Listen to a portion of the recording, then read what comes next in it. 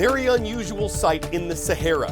It is, after all, the largest hot desert in the world, so to see rows of palm trees underwater, part of extensive flooding to hit areas like southeastern Morocco, it's an occurrence that's few and far between. According to the Reuters news agency, a Moroccan meteorologist said the month of September was unstable and humid. There were intense downpours in the region, which soaked the sand dunes and inundated the vegetation. And when there are as many as 8 inches of rain in a 48-hour period, in an area that's usually bone dry, flash flooding is all but inevitable. Excessive rain has been blamed for hundreds of deaths in countries on the edges of the desert, but in some areas popular with tourists, like those in southeastern Morocco, lakes have reportedly been revived by the rainfall. Some locals say it's good for animals, good for plants, and good for tour guides who are welcoming the increase in curious visitors.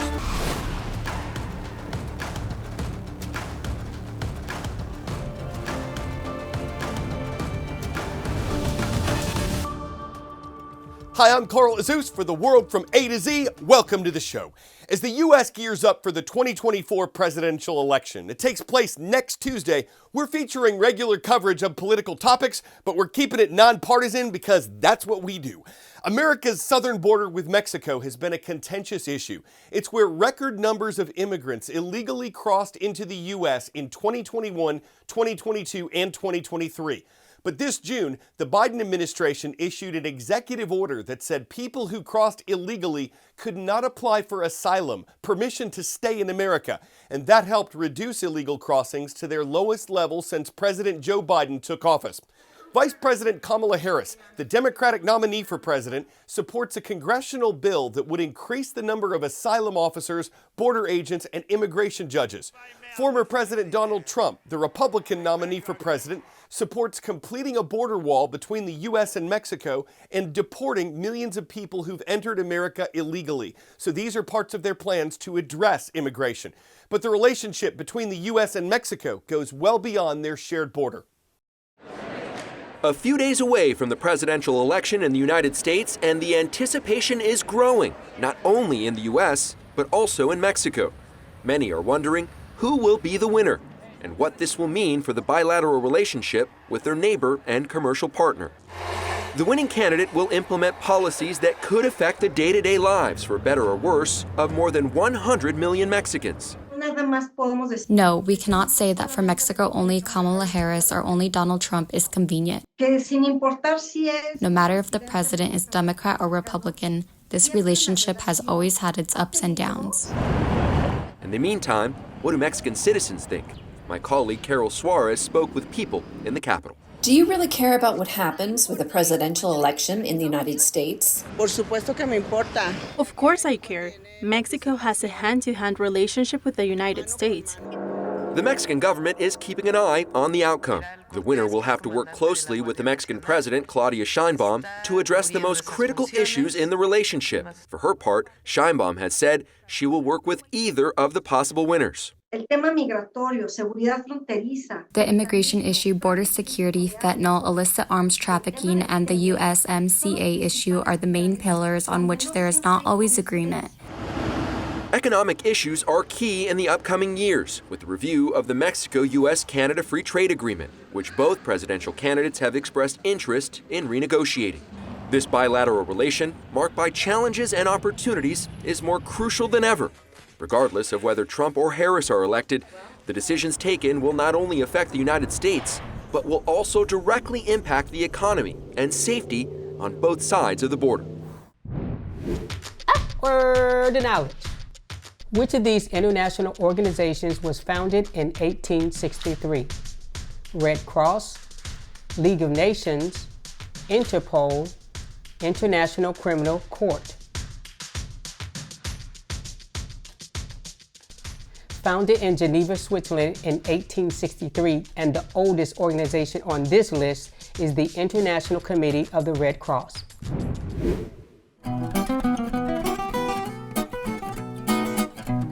On this date in world history.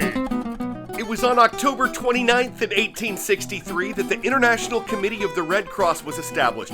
Organizing better care for wounded troops in war, regardless of the side they were on, was the committee's overarching goal. Exactly 60 years later, the nation of Turkey officially became a republic. It was born out of what remained of the Ottoman Empire, and October 29th is celebrated annually as Turkey's Republic Day. And this date in 1929 was known as Black Tuesday, one of the days of panic in the U.S. stock market crash of that year.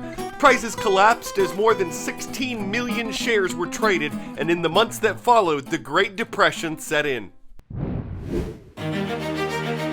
Is it constitutional? The 26th Amendment ensures that salary changes for lawmakers won't take effect until after the following election of the House of Representatives. True or false? Answer here, false. It's the 27th Amendment that established this rule for salary changes. The 26th is related to voting rights. Hey! Did you know the 26th Amendment lowered the nation's voting age to 18? Before that, the age was 21 in most states. To learn more about voting rights, check out the periodic table of the amendments at periodicpresidents.com. The Grand Canyon State of Arizona is where we start today's World of Viewers segment. Mr. Miller's and Mr. Schrenk's classes are at Desert Vista High School. Hear the thunder roll in Phoenix. Rock Hill, South Carolina is next, where the Trojans are watching from Northwestern High School. Great to see Mr. Robinson's class in the Palmetto State. And hello to Rexburg, Idaho, the Gem State. That's the home of the Bobcats and Mr. Bloom's class at Madison Middle School.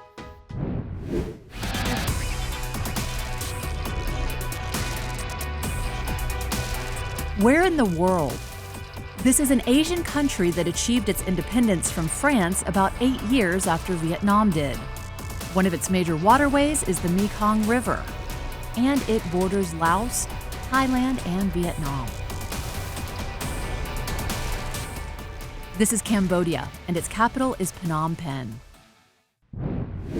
In the capital of one of Asia's poorest countries, you'll find a surprisingly accurate recreation. Blocks and blocks of the famous Champs-Élysées in Paris. It even has a massive Arc de Triomphe, flanked by shops and apartments in a French style of architecture.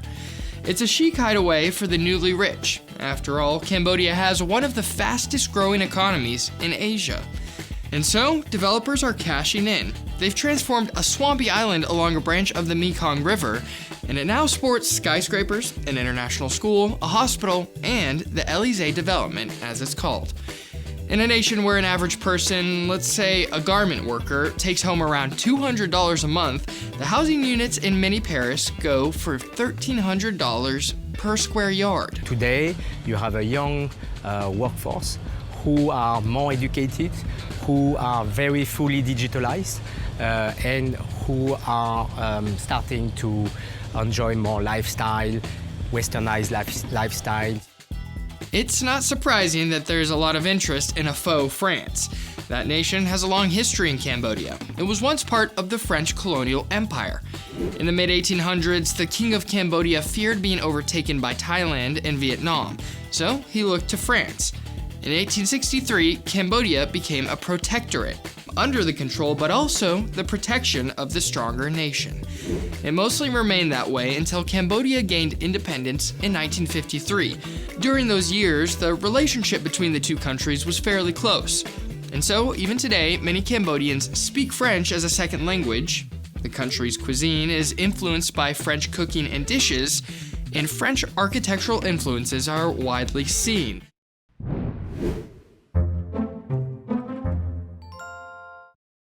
So you tell us, what in the world is this?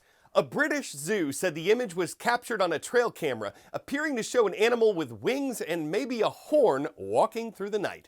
A social media contributor ID'd it as an infant unicorn. Of course, someone even recreated the animal, while others theorized it was just a problem with the camera. The zoo posted a picture of a deer for comparison, and by coincidence, the image appeared at the same time as a Halloween-themed zoo event. Now, we're not trying to Phoenix or Sasquatch the idea, but to capture that kind of big footage and have it become a social media siren right as you're getting Griffin to Halloween festivities seems a little unicorny, as if someone said, chupacabra cadabra, quit dragging your feet and water horsing around so we could get cracking on some kind of Yetis that seagoats our audience into a moth-maniacal media frenzy as if they don't know jackalope. I'm Carl Azuz, hoping you'll wampus catch up with us again on the World from A to Z tomorrow.